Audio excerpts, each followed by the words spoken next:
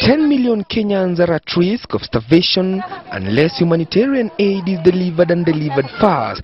The Prime Minister told an anxious House that the government will marshal all the resources at its disposal to ease the suffering of those at risk. The government is very determined. That's why we have mobilized all resources at our disposal. We are using the military, the National Youth Service, and all other auxiliary forces that we have in this operation. My first advice will be actually to channel these funds through the Ministry of Northern Kenya and the Arid Lands Resource Management Project that is based in all these districts, and I'm sure it will be much more effective. According to the Prime Minister, the country has already lost 130,000 heads of cattle, also projecting a sharp decline in harvest this year to 13 million bags of maize, down from 20 million bags in the last season. The power supply situation is equally grim. Hydropower generation has been cut by 46%, reducing total capacity to 900 megawatts, that is 200 megawatts below peak demands.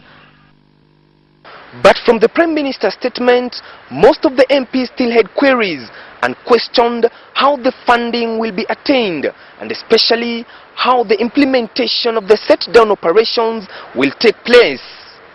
We may be trying to solve an emergency, which is a true emergency, it's a genuine emergency.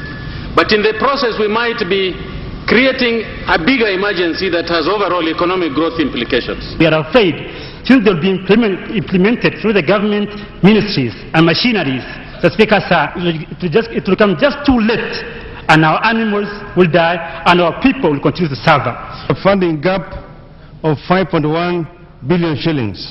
That this gap be met by across-the-board cuts of the 2009-2010 budget of all ministries and agencies.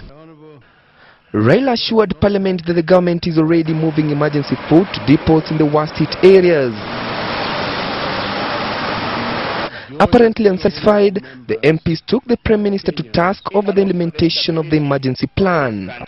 The President and the Prime Minister expected to launch the program next week in Moyale and Marsabit districts before it is rolled out to other famine-stricken areas, mostly in Samburu, Isiolo, Mwingi, Kitui, Tana River, Turkana, Laikipia, Mandera, Wajir and Garissa.